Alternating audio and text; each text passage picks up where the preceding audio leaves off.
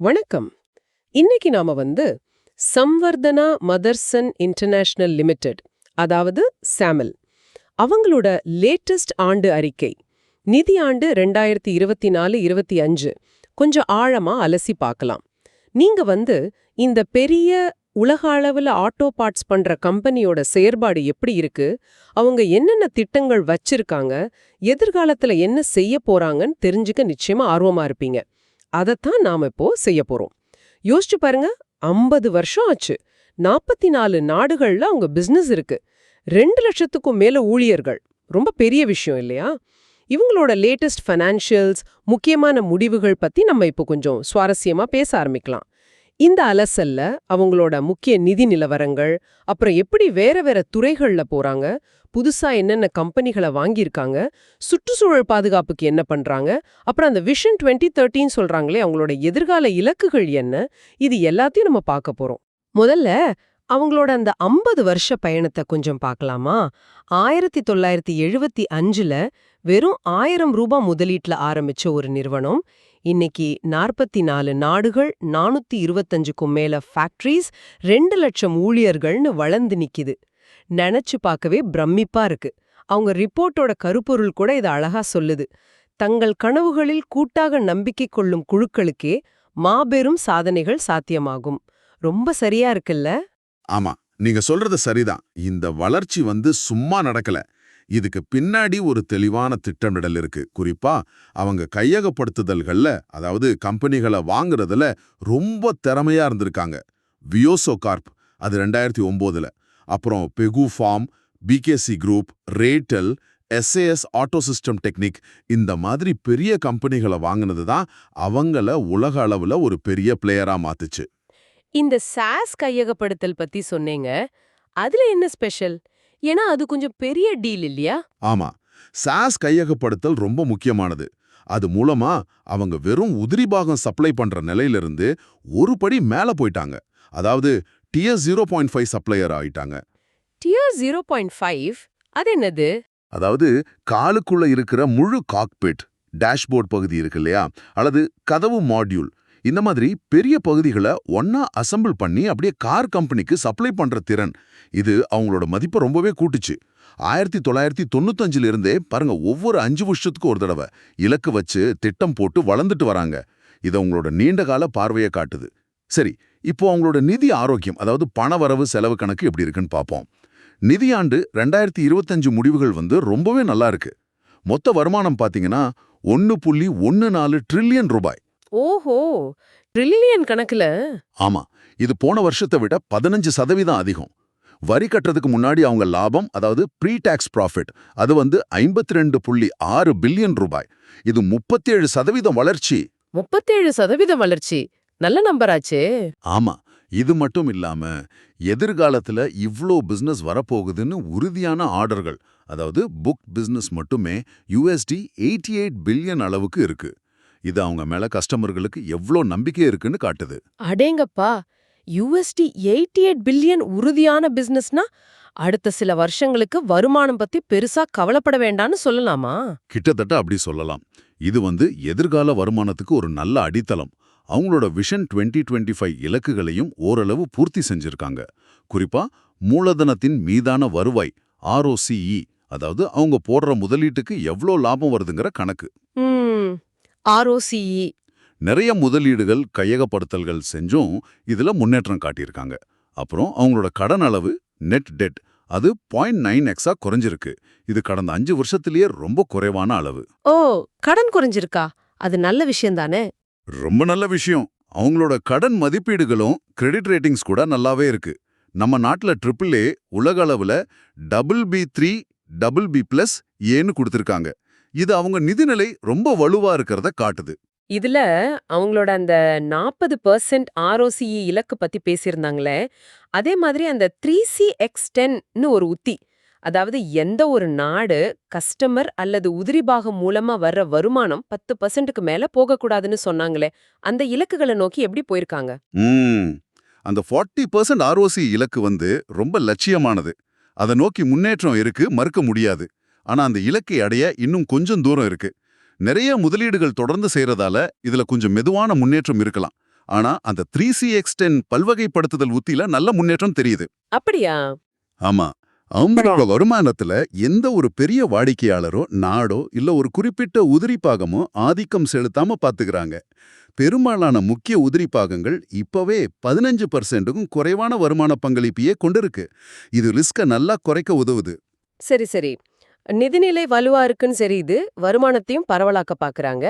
ஆனா ஒரே குடையில எல்லா முட்டையும் போடாம வேற என்னென்ன துறைகள்ல அவங்க கவனம் செலுத்துறாங்க? ஏன்னா ஆட்டோமொபைல் துறை சில சமயம் மேல போகும், சில சமயம் கீழே வரும் இல்லையா? கரெக்ட். நீங்க சொல்றது 100% சரி. அதனால தான் அவங்க பல்வகைப்படுத்தல், அதாவது டைவர்சிஃபிகேஷன் மேல இவ்ளோ கவனம் செலுத்துறாங்க. ஆட்டோமொபைல் இல்லாம வேற துறைகள்லயும் வளரணும்னு தெளிவா முடிவு பண்ணியிருக்காங்க. உதாரணமா ஏரோஸ்பேஸ், விமான உதிரிப்பாகங்கள் தயாரிக்கிற துறை. விமான உதிரி பாகங்களா? ஆமா. இதுல அவங்க ஏர்பஸ் கம்பெனிக்கே டியர் 1 சப்ளையர் ஆயிட்டாங்க. இது சாதாரண விஷயம் இல்ல, பெரிய விஷயம். முக்கிய விமான தளங்கள்ல பங்களிக்கிறாங்க. போன நிதியாண்டுல, அதாவது FY25ல மட்டும் இந்த ஏரோஸ்பேஸ் துறையில அவங்க வருமானம் 5 மடங்கு அதிகரிச்சிருக்கு. என்னது 5 மடங்கு வளர்ச்சியா? ஆட்டோமொபைல் அனுபவத்தை வச்சு ஏரோஸ்பேஸ்ல இவ்ளோ வேகமா வளர்றது கொஞ்சம் ஆச்சரியமா தான் இருக்கு. ஆமா. இது அவங்களோட திறமைக்கு ஒரு சான்று. அதோட அவங்க வாங்கின கம்பெனிகளோட தொழில்நுட்பத்தை எவ்வளோ வேகமா ஒருங்கிணைக்கிறாங்கன்ற திறனுக்கும் இது ஒரு உதாரணம். இது தவிர ஹெல்த் அண்ட் மெடிக்கல் துறையில ரீடைமர்னு ஒரு தூக்கத்தை சீராக்குற கருவி அதை தயாரிக்கிறாங்க. அப்புறம் லாஜிஸ்டிக்ஸ், டெக்னாலஜி அண்ட் இண்டஸ்ட்ரியல் சொல்யூஷன்ஸ்னு பல துறைகள்ல கவனம் செலுத்துறாங்க. இதுல ரொம்ப வித்தியாசமா ஒன்ன பார்த்தேனே, நுகர்வோர் மின்னணுவியல், கன்சியூமர் எலக்ட்ரானிக்ஸ் துறைக்குள்ள வந்திருக்காங்களாம். BIL கிறிஸ்டல்னு ஒரு கம்பெனியோட கூட்டு சேர்ந்து கிட்டத்தட்ட 20 கால்பந்து மைதானம் அளவுக்கு ஒரு பெரிய ஃபேக்டரி கட்டுறதா சொல்றாங்க. ஆமா ஆமா. வருஷத்துக்கு 15-17 மில்லியன் யூனிட் தயாரிக்க போறாங்களாம். இது ஆட்டோ பார்ட்ஸ்லேருந்து ரொம்பவே வேற மாதிரி இருக்கே. இதுல அனுபவமே இல்லாம இப்படி இறங்குறது பெரிய ரிஸ்க் இல்லையா? அந்த ரிப்போர்ட்ல இத பத்தி ஏதாவது காரணம் சொல்றாங்களா? நல்ல கேள்வி கேட்டீங்க. இது நிச்சயம் ஒரு துணிச்சலான முயற்சி தான். அவங்களுக்கு இந்த துறையில நேரடி அனுபவம் இல்லைங்கிறது உண்மைதான். ஆனா ஒரு பெரிய கஸ்டமரோட தேவை வந்திருக்கு. அவங்களோட மாற்று விநியோக சங்கிலிக்கு, அதாவது ஆல்டர்னேட்டிவ் சப்ளை செயினுக்கு ஆதரவு கொடுக்கணுன்ற ஒரு சூழல். ஓஹோ, கஸ்டமர் கேட்டதாலையா? ஆமா. அந்த வாய்ப்பை அவங்க சரியா பயன்படுத்திக்கிட்டாங்க. மதர்சனோட உற்பத்தி திறன், பெரிய ப்ராஜெக்டுகளை நிர்வகிக்கிற திறமை மேல அந்த கஸ்டமருக்கு நம்பிக்கை இருந்திருக்கு. அதோட BIL கிறிஸ்டலோட தொழில்நுட்ப கூட்டாண்மையும் இருக்கு. இது அவங்க எவ்வளோ வேகமா செயல்படுறாங்க, புது வாய்ப்புகளை எப்படி கெட்டியா புடிச்சுக்கிறாங்கன்றத காட்டுது.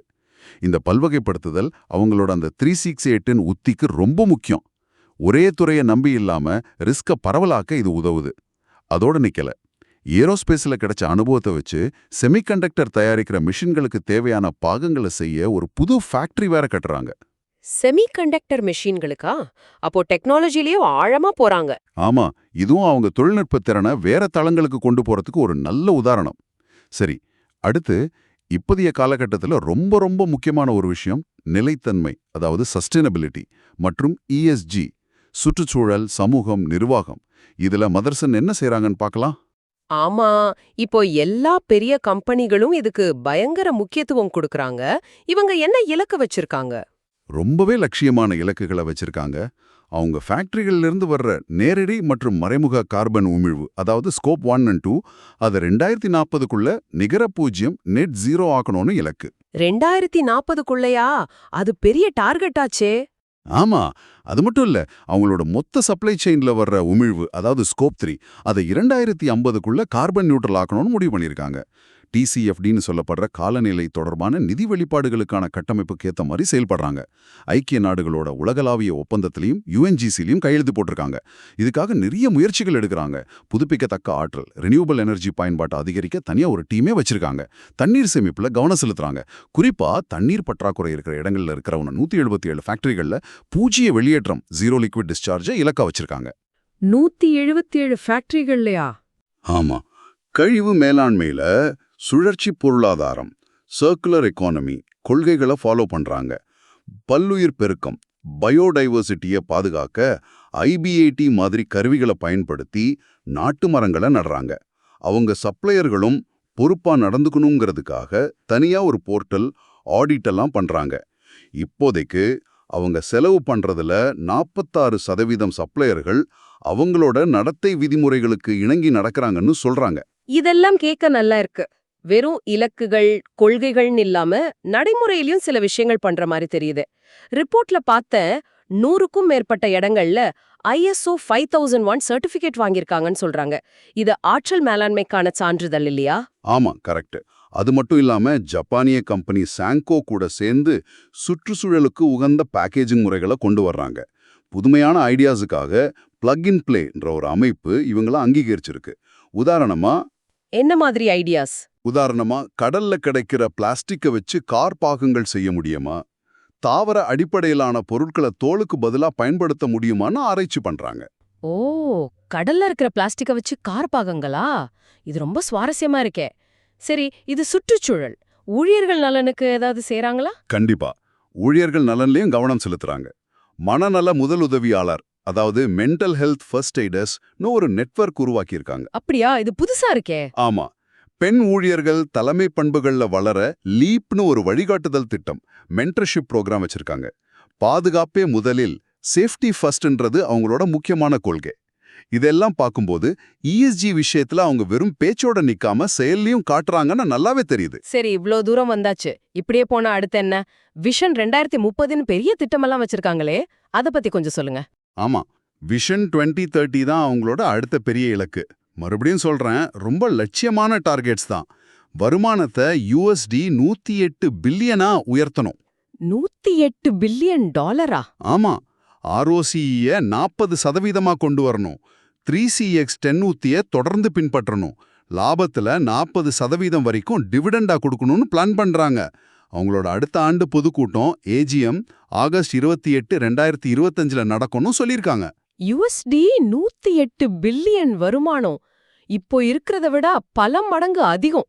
ஆனா இப்போதைய உலக பொருளாதார சூழல்ல இது சாத்தியமா? IMF கூட உலக வளர்ச்சி கொஞ்சம் மெதுவாதான் இருக்குன்னு சொல்றாங்களே. அமெரிக்கா, யூரோப்பாவுல மந்த நிலை வரலான்னு சொல்றாங்க. நீங்க சொல்றது சரிதான். உலக பொருளாதாரம் நிச்சயம் ஒரு சவாலான காலகட்டத்துல தான் இருக்கு. IMF கணிப்புப்படி 2025ல உலக வளர்ச்சி வெறும் 2.8% தான் இருக்கும்னு எதிர்பார்க்கப்படுது. அமெரிக்கா, ஐரோப்பால வளர்ச்சி இன்னும் குறையலாம். ஆனா இந்தியா 6.5% வளர்ச்சியோட ஓரளவு நல்ல நிலையில இருக்கும்னு எதிர்பார்க்கறாங்க. இந்த சூழலை மனசுல வச்சுதான் மதர்சனோட இலக்குகளை பார்க்கணும். சவால்கள் இருக்கு, இல்லைன்னு சொல்லல. அதோட ஆட்டோமொபைல் துறையிலயும் பெரிய மாற்றங்கள் நடந்துட்டு இருக்கு. இலகுரக வாகனம், அதாவது LV உற்பத்தி ஐரோப்பால குறையலாம், ஆனா சீனாவில் தொடர்ந்து வளரும்னு எதிர்பார்க்கறாங்க. வர்த்தக வாகன சந்தையிலையும் ஏற்ற இறக்கங்கள் இருக்கலாம். மிக முக்கியமா எலக்ட்ரிக் வண்டிகள், EV மற்றும் ஹைபிரிட் வண்டிகள் பக்கம் உலகம் வேகமா நகருது. ஆமா, EV தான் இப்ப ஹாட் டாபிக். ஆமா, முக்கிய மார்க்கெட்டுகள்ல பேட்டரி EV, BEV மற்றும் ஹைபிரிட் வண்டிகளோட பங்கு 2025 விட 2030ல ரொம்பவே அதிகமாகும்னு எதிர்பார்க்கப்படுது. அதோட ADS, அதாவது டிரைவருக்கு உதவி செய்யற சிஸ்டம்களோட பயன்பாடும் வேகமா அதிகரிக்குது. இந்த EV, ADSS மாதிரியான புதிய தொழில்நுட்பங்களுக்கு மதர்சன் தயாரா இருக்காங்களா? ஏன்னா அவங்க பாரம்பரியமா வேற பாகங்கள்ல தானே வலுவா இருந்தாங்க. அதுக்கேத்த மாதிரி அவங்களும் வேகமா தயாராகிட்டு வர்றாங்க. உதாரணமா, EV வண்டிகளுக்கு தேவையான பவர் எலக்ட்ரானிக்ஸ் பாகங்களுக்காக எக்ட்ரானிக்ஸ் என்ற கம்பெனியோட கூட்டு வச்சிருக்காங்க. உள்ளூர்லயே உற்பத்தி பண்றது, லோக்கலைசேஷன், பல பாகங்களை ஒன்னா ஒருங்கிணைச்சு கொடுக்கறது, இன்டகிரேஷன், இதுலெல்லாம் அவங்க கவனம் செலுத்துறாங்க. அதுக்கு அவங்க ஃபாலோ பண்ற QCDDMS என்ற தத்துவம் ரொம்ப உதவுது. மறுபடியும் அந்த QCDDMS, அது என்னது? போன தடவை கேட்டேன், ஏதோ மந்திரம் மாதிரி இருக்குன்னு. சிரிக்கிறார். இல்ல, மந்திரம் இல்ல. ஆனா அவங்களோட வெற்றிக்கு முக்கியமான ஒரு கட்டமைப்பு இது. Qனா தரம், குவாலிட்டி. Cனா விலை, காஸ்ட். முதல் Dனா வடிவமைப்பு, டிசைன். அடுத்த Dனா மேம்பாடு, டெவலப்மெண்ட். மூணாவது Dனா விநியோகம், டெலிவரி.